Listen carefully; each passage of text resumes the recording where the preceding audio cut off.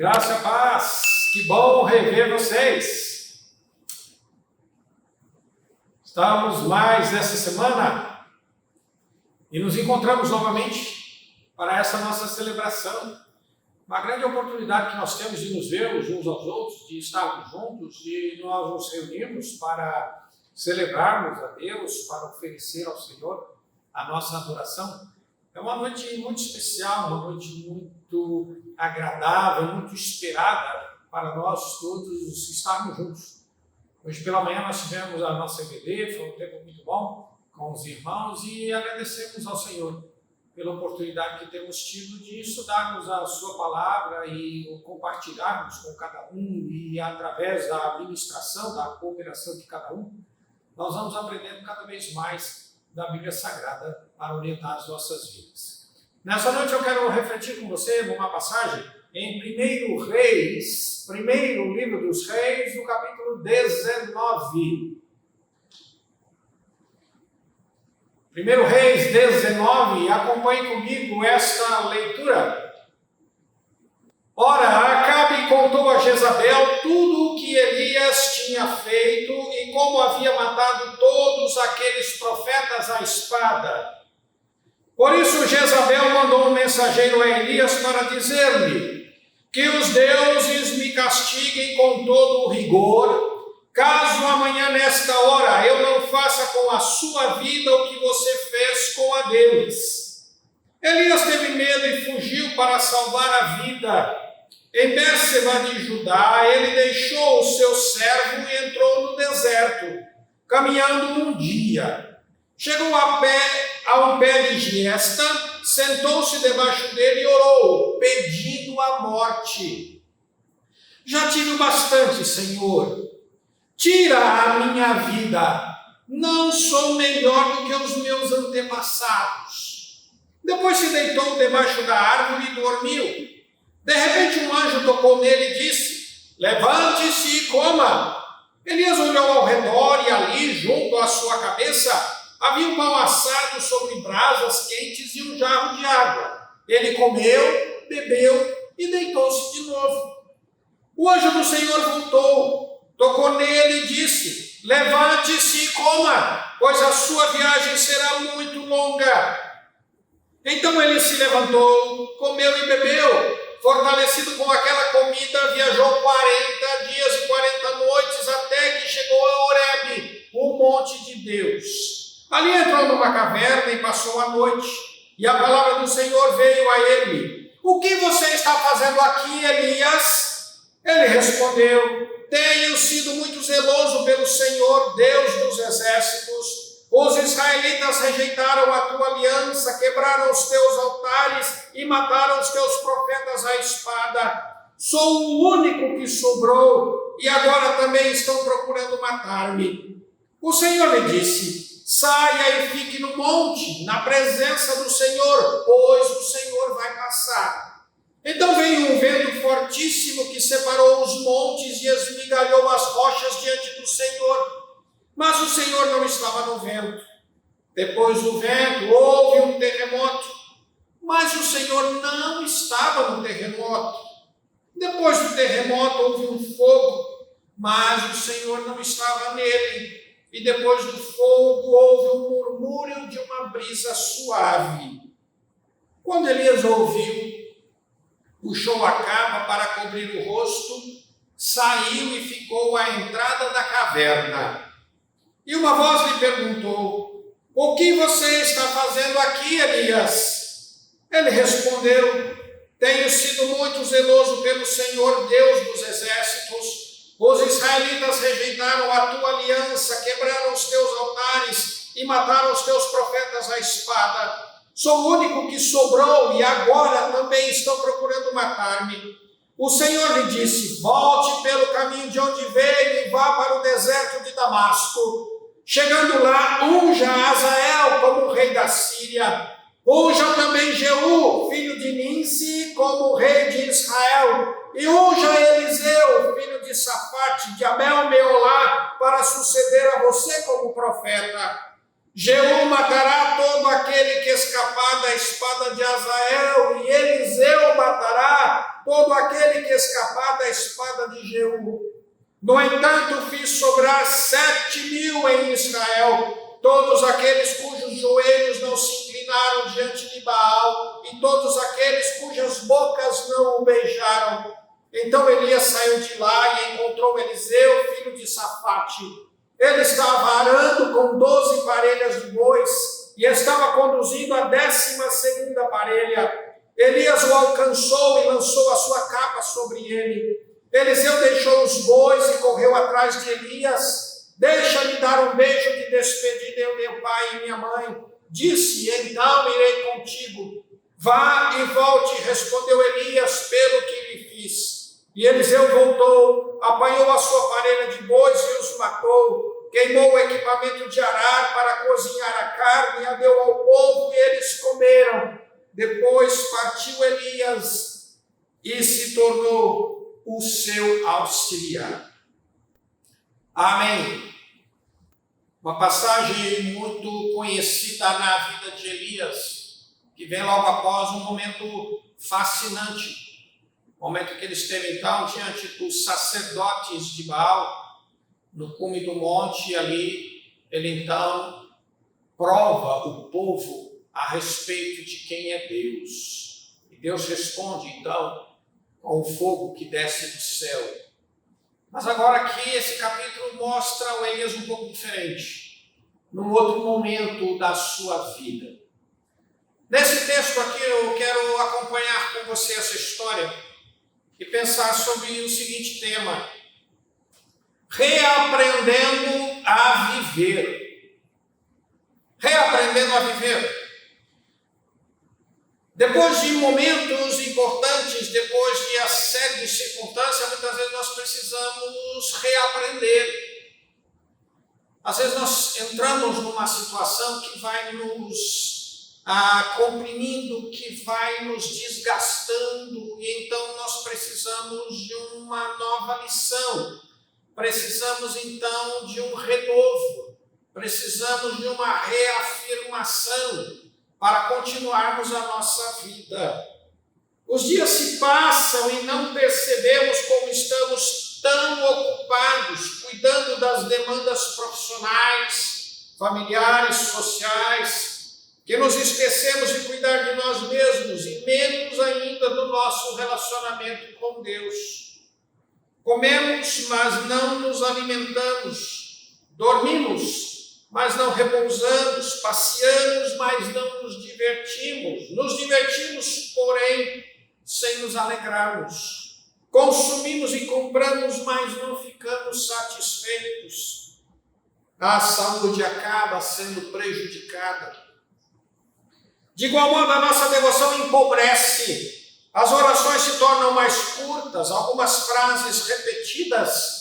A leitura da Bíblia fica limitada a alguns versículos. As conversas a respeito da igreja concentram-se mais na agenda dos próximos eventos do que na missão evangelizadora que precisa ser cumprida. Esperamos e desejamos uma animação maior em nossa existência neste mundo, um mover de Deus que nos arrebate dessa rotina enfadonha, que nos consome e enrijece o coração. Precisamos de uma visitação do Senhor, que nos traga consolo, encorajamento, esperança, o cuidado que necessitamos para encarar as circunstâncias da nossa vida.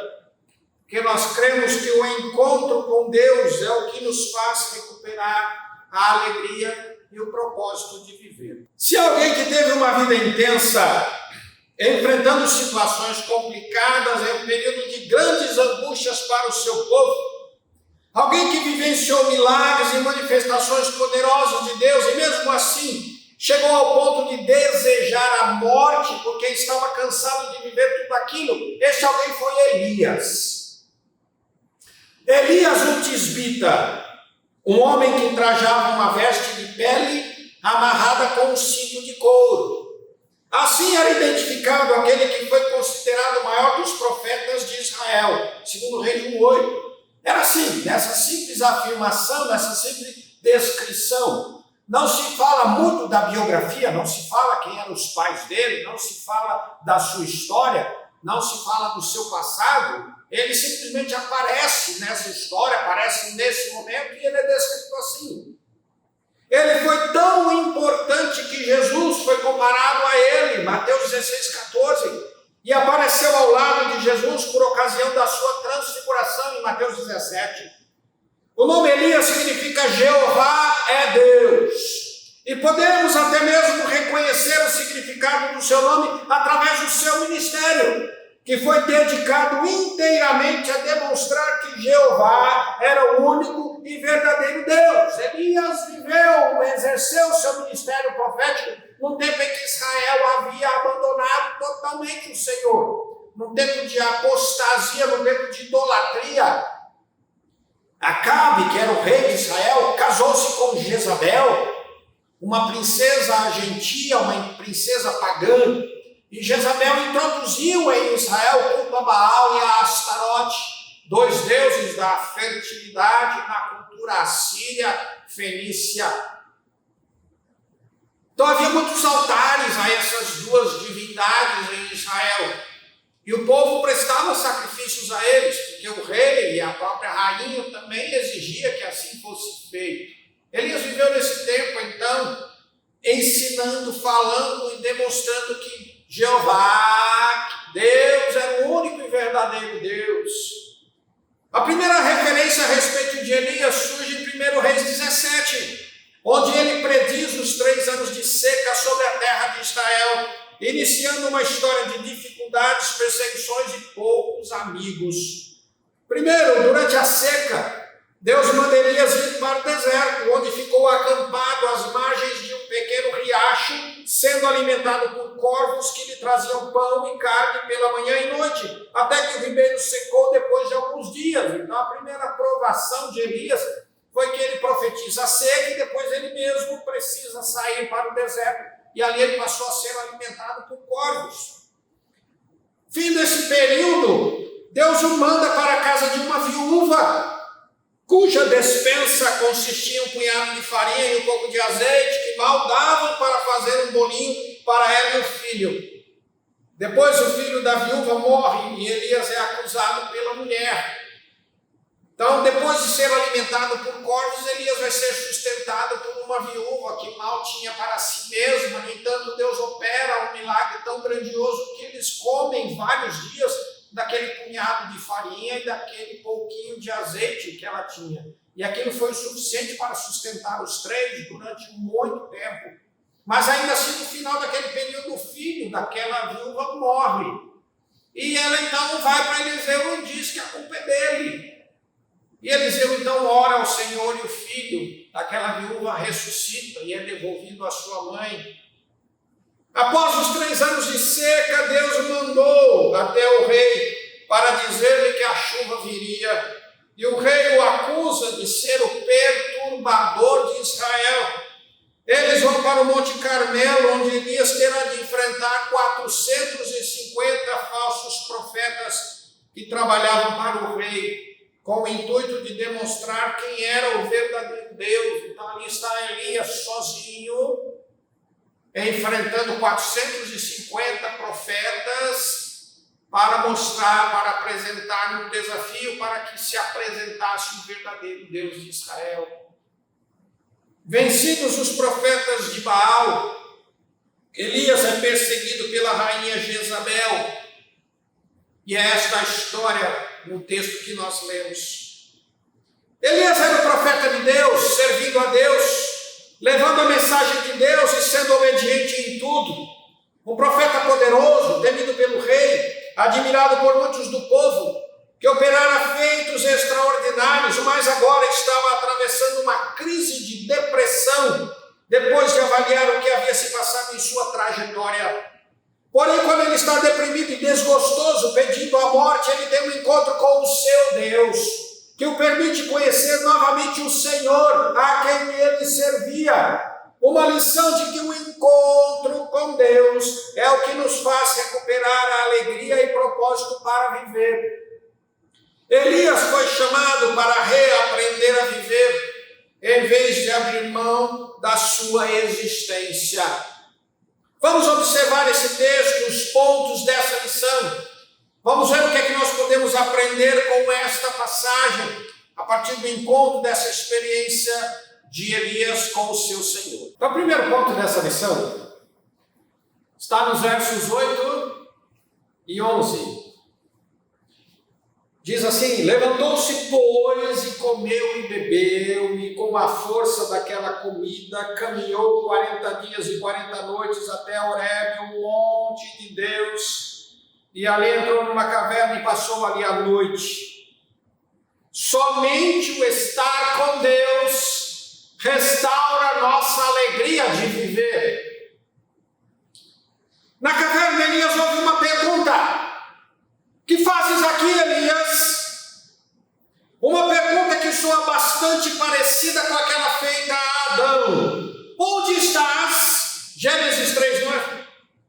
Para respondê-la, Elias precisa discorrer sobre sua própria vida, os eventos, acabando por revelar as coisas que ele considerava importantes e valiosas, que justificavam sua sobrevivência.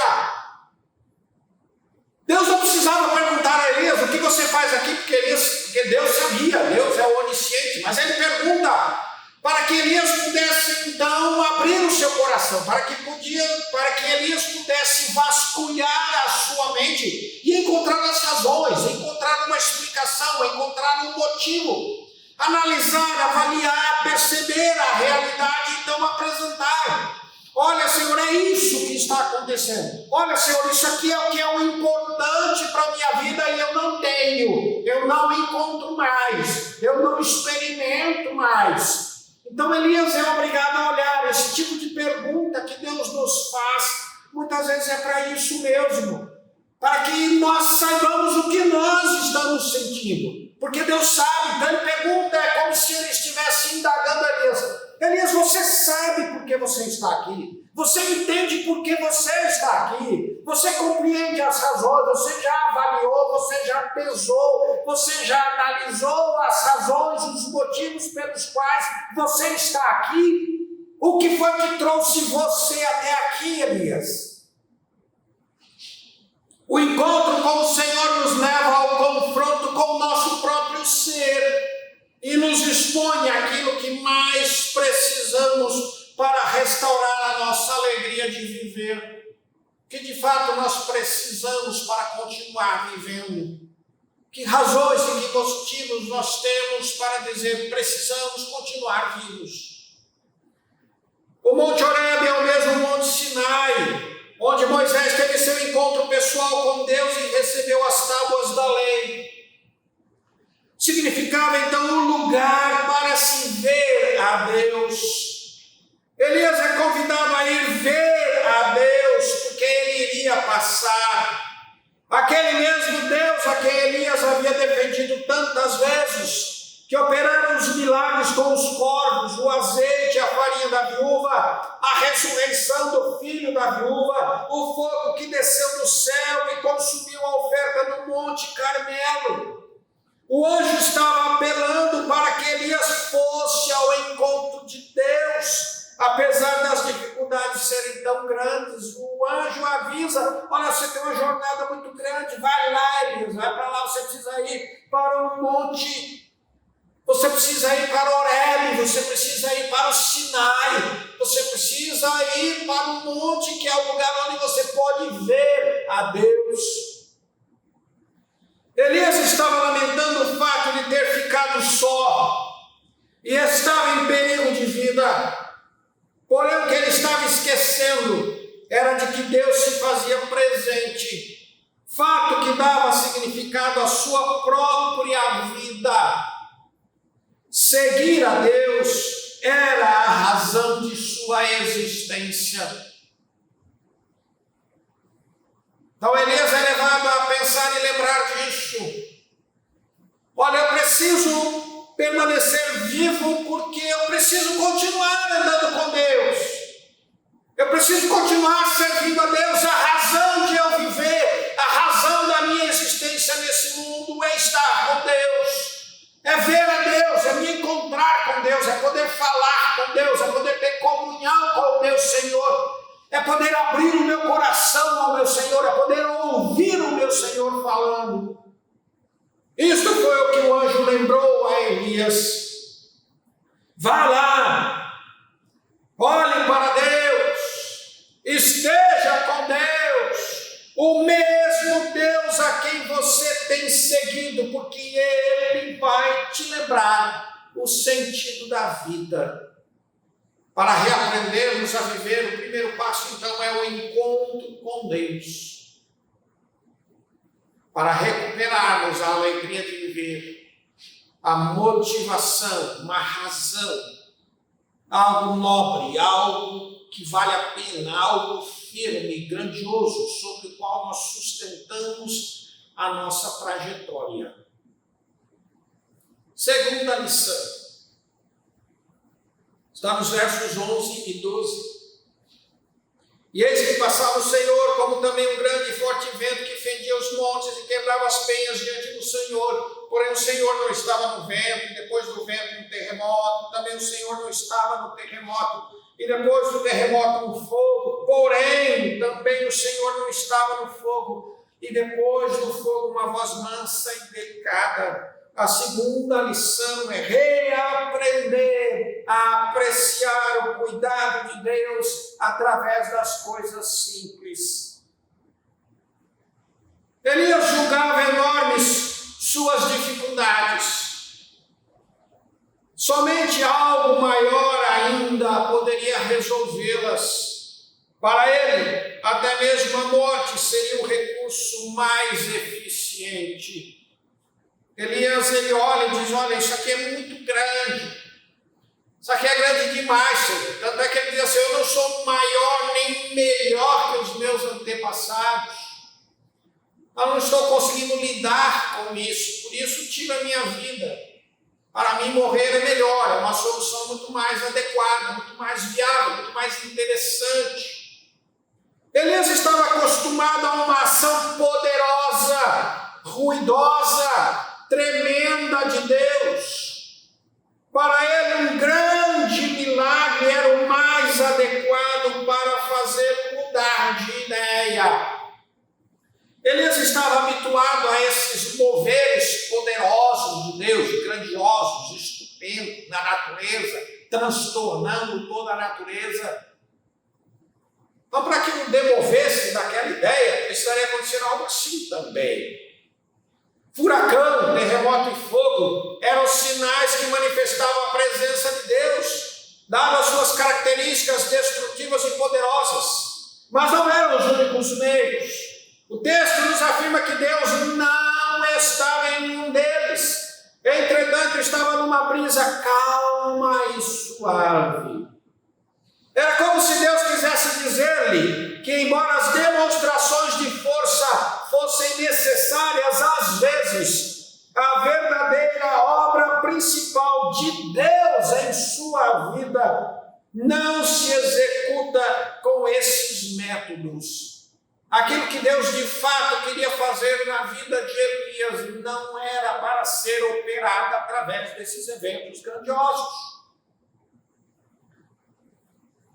Às vezes Deus fazia isso, às vezes Deus faz isso. Na maior parte do tempo, Deus usa outros métodos. Como ele diz mesmo lá em Zacarias, não por força nem por violência, mas pelo meu Espírito. Muitas vezes estamos esperando por uma explosão do poder de Deus, abalando os céus e a terra, o fogo descendo, a terra tremendo por causa da presença ativa de Deus, as pessoas caindo ao chão porque não podem resistir ao poder agindo em suas vidas. Queremos ver a mão de Deus despedaçando todas as dificuldades. Contudo, passamos despercebidos pelas pequenas coisas que Deus está fazendo em nossas vidas. Somos alertados para não desprezarmos as pequenas coisas, ou os humildes começos, como está em Zacarias 4. Jesus recomenda aos seus discípulos a combaterem a ansiedade e preocupações, parando para olhar as aves do céu e as flores do campo campo, Mateus 6. Deus realiza tantas pequenas coisas, coisas simples, gestos singelos, uma voz suave, um falar tão terno e tão doce. E nós precisamos parar para ver isso, para contemplar isso. A experiência de Elias foi bem diferente da de Moisés no mesmo lugar. Para Moisés, o monte fumegava e tremia, Êxodo 19. Para Elias, um sussurro do vento, a voz do silêncio. A provisão divina lhe chegou através da simplicidade. E isso o fez sair do esconderijo e se apresentar diante do Senhor. Se queremos olhar para Deus e reaprender a viver, precisamos desacostumar nossos ouvidos do barulho, os nossos olhos das coisas grandiosas e o nosso desejo por aventuras arrebatadoras. Precisamos reaprender a apreciar o pão de cada dia e a singeleza da devoção. Precisamos reaprender a estar com Deus no silêncio, na calma. Precisamos reaprender a ouvir e perceber Deus falando no oculto do nosso quarto, como Jesus nos ensinou. Precisamos abrir mão e desistir de ficarmos apenas no meio do barulho, no meio do movimento, no meio da agitação, e precisamos parar. Precisamos aquietar, precisamos sossegar, precisamos nos assentar, para que ouçamos Deus falando conosco.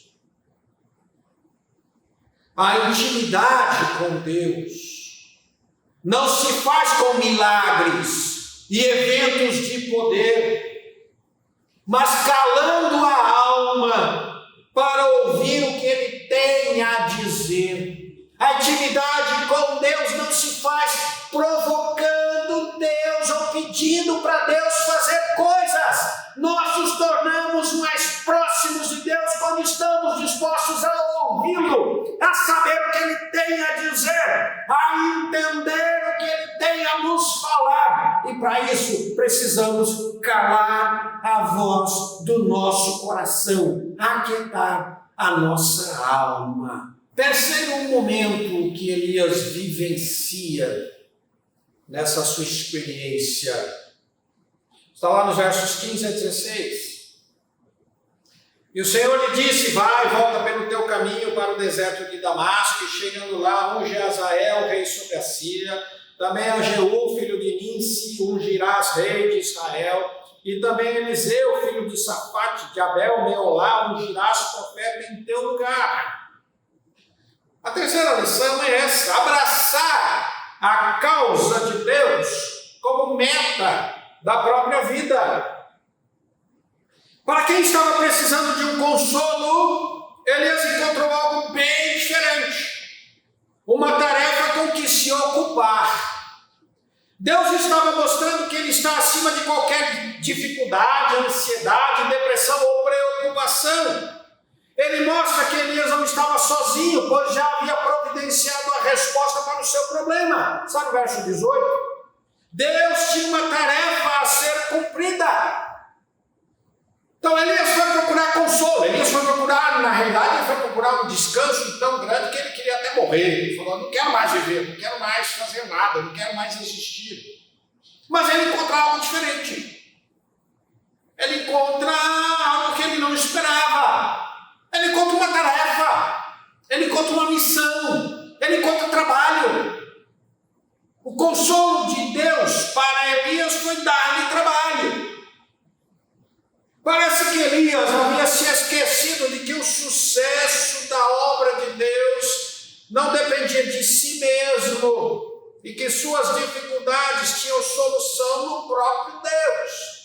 Parece que Elias se esqueceu, parece que Elias sentiu assim, olha, eu estou sozinho, estou fazendo tudo sozinho e não aguento mais.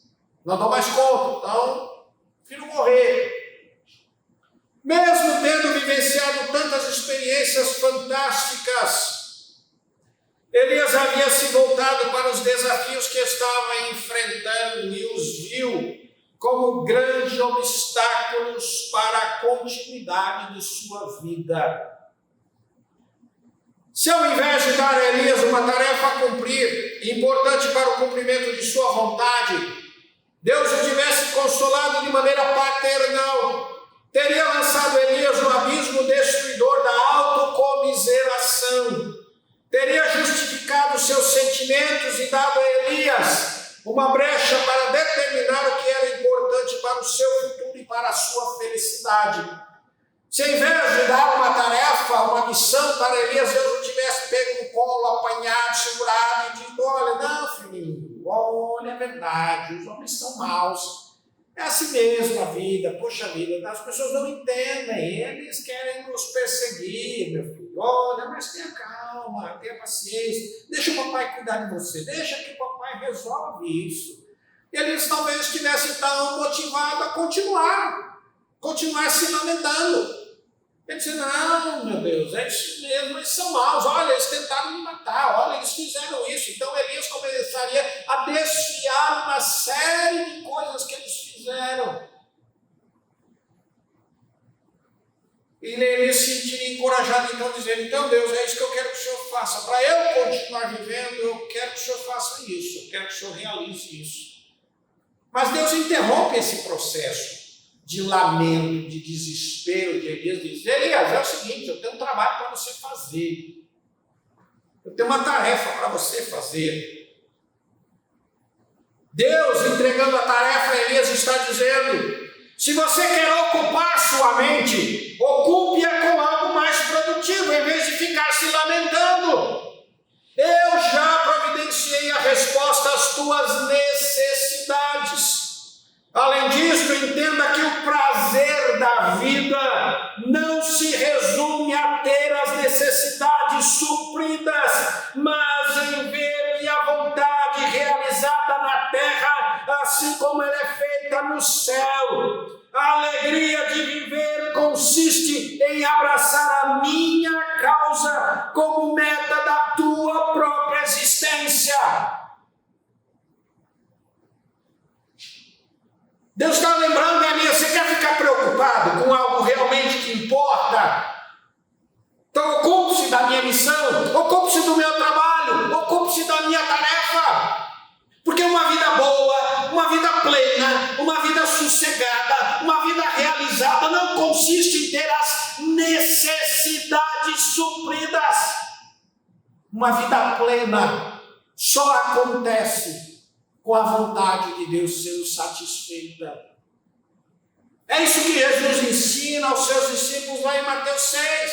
Quando ele diz, buscai primeiro o reino de Deus e a sua justiça. Porque se o reino de Deus e a sua justiça não acontecerem, não se manifestarem, não forem consumados, as demais coisas não terão sentido. Não adianta vocês receberem as demais coisas.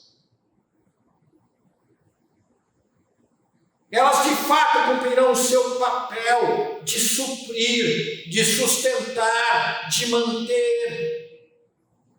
Quando elas vêm e acontecem junto com a vontade de Deus sendo satisfeita. É a mesma coisa na oração do Pai Nosso. Antes de agradecer o pão, Jesus nos ensina a pedir para que o reino venha, para que a vontade seja satisfeita. Porque senão comer o pão não terá razão para existir, porque a nossa vida não tem sentido, a não ser quando vivida dentro da vontade e do propósito de Deus. Então foi isso que Elias aprendeu. Abraça a minha causa como meta da tua existência. Abraça a minha causa como razão para você continuar a viver. Elias, eu não vou te matar, não vou. Eu não vou te dar o que você pede, mas eu vou te dar o que fará de você importante, nobre, o que fará de você realizado, pleno, satisfeito. Eu vou dar a você um trabalho a fazer. Elias parte dali e vai cumprir a tarefa que o Senhor lhe designou. Foi continuar a viver e prosseguir por outros anos mais. Elias viu a morte de Acabe. Elias viu a ascensão de Jeú ao trono. E Elias depois viu Eliseu começar o seu ministério. Concluindo, Elias teve muitas razões para fugir, para se esconder, para se deprimir, para se entristecer. Eram motivos justos, eram motivos mais do que suficientes. Entretanto, por focar nas dificuldades, acabou tirando os olhos de Deus, perdendo assim o propósito para viver. Pois somente o olhar para Deus, o encontro com Deus restaura a nossa alegria de viver. Como nos diz Hebreus 12, deixando todo o embaraço, corramos com perseverança, olhando para Jesus, autor e consumador da nossa fé. Ele também havia visto Deus agir de maneiras fantásticas e tremendas, operando milagres e maravilhas. Certamente ele estava esperando que o mesmo fogo que desceu no Monte Carmelo caísse sobre sua cabeça naquele lugar. Porém não foi no furacão, no terremoto, nem mesmo no fogo que Deus se manifestou, foi no sussurro, na voz do silêncio que Deus lhe revelou seu plano, lembrando-lhe a importância de reaprender a apreciar o cuidado de Deus através das coisas simples, das coisas pequenas, das coisas singelas que o Senhor realiza ao nosso redor. O consolo de Deus veio imediato em forma de tarefa a ser realizada. Se Elias se sentia só, Deus arrumou-lhe milhares de novos companheiros. Se ele queria ocupar sua mente tentando encontrar uma solução para a sua vida, ele é levado a abraçar a causa de Deus como meta da sua própria vida, e assim ele restaura o seu valor, e assim ele resgata o seu significado, e assim ele readquire a sua nobreza, a sua grandeza. Deus sabe de tudo que precisamos. Não há necessidade maior do que Deus. Não há problema que Ele não possa resolver. Não há obstáculo que Ele não possa remover. Elias tinha justas ansiedades, como nós temos. Ele, porém, aprendeu uma lição a encontrar-se com Deus. Em vez de esperar pela morte, ele reaprendeu a viver, recuperou a alegria e renovou sua fé. Elias provou que o encontro com Deus é o que nos faz recuperar a alegria e propósito para a nossa existência. Precisamos aprender e praticar as mesmas lições se queremos experimentar a real grandeza do nosso Pai Celeste. Se queremos experimentar e conhecer verdadeiramente a Deus, nós precisamos desse encontro com Deus, precisamos reaprender a viver a partir do nosso olhar para Deus, estar com Deus, abraçar a causa de Deus, voltar-se para as coisas simples, singelas, que acontecem dia a dia ao nosso redor, promovidas pelo nosso Pai, que nos ama de uma maneira tão extraordinária. Elias viveu uma vida fantástica. Elias se tornou um exemplo, um modelo de gente que andava e confiava em Deus. Deus quer a mesma coisa para mim e para você. sejamos também pessoas extraordinárias em nossa jornada, em nossa caminhada junto dele. Amém. Deus abençoe você e que você reaprenda a viver. Vamos orar e agradecer ao Senhor pela sua palavra.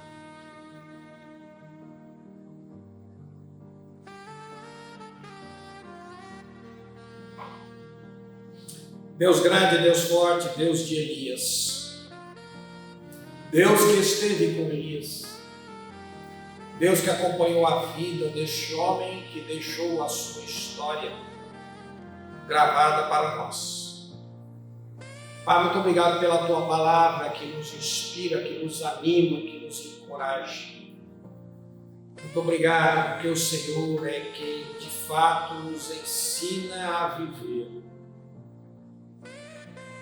Pai, há tantas coisas acontecendo com a nossa vida, tantas coisas que nos levam a sensações, a estágios, a momentos, a experiências tão confusas, tão conturbadas, ó Pai. Há uma rotina imposta sobre nós e nós acabamos por esquecer o que de fato é a vida, que de fato qual é o valor da vida, por que nós estamos vivos. E para isso, ó Pai, nós precisamos reaprender a viver. E para isso nós precisamos que o Senhor nos encontre, que o Senhor se manifeste a nós, que o Senhor converse conosco para nos ensinar. Pai, muito obrigado por este trecho da Tua Palavra que nos ensinou isso. Muito obrigado que o Senhor vem ao nosso encontro. Muito obrigado que o Senhor realiza tantas coisas constantes e diariamente ao nosso redor. E muito obrigado, acima de tudo, porque o Senhor quer nos fazer participantes da obra do Senhor. Pai, eu oro por esses que estão aqui, por esses que estão nos ouvindo, para que o Senhor nos visite também, para que o Senhor nos encontre assim como encontraste a Elias, para que o Senhor os veja, para que o Senhor conte com eles e converse com eles aquilo que o Senhor quer que eles façam. Que o Senhor nos renove, que o Senhor nos restaure, que o Senhor nos levante, que o Senhor nos console, que o Senhor nos fortaleça, que o Senhor nos capacite para viver, que o Senhor nos proteja diante do inimigo, Pai, diante da tristeza, diante do cansaço, da fadiga. Pai, vem renovar, vem revigorar, vem reacender a chama, o prazer e a alegria de viver no coração de cada uma dessas pessoas. Muito obrigado, Deus, mais uma vez nós te agradecemos pela tua bondade demonstrada para conosco, pelo teu cuidado, pela tua provisão e pela tua palavra que nos ensina, que nos instrui, que nos dá o sustento que precisamos para continuarmos, ó Deus, as nossas vidas, a nossa luta, a nossa batalha, as nossas realizações, a nossa existência, a nossa jornada, até o grande encontro final no dia do Senhor. Glórias ao teu nome, Senhor. Nós te louvamos, bendizemos e agradecemos em nome de Jesus. Amém. Amém. Deus abençoe você. Espero ver você no nosso próximo encontro. E tenha uma semana abençoada. E reaprenda a viver. Alegre-se em viver esta semana caminhando com o Senhor. Deus abençoe.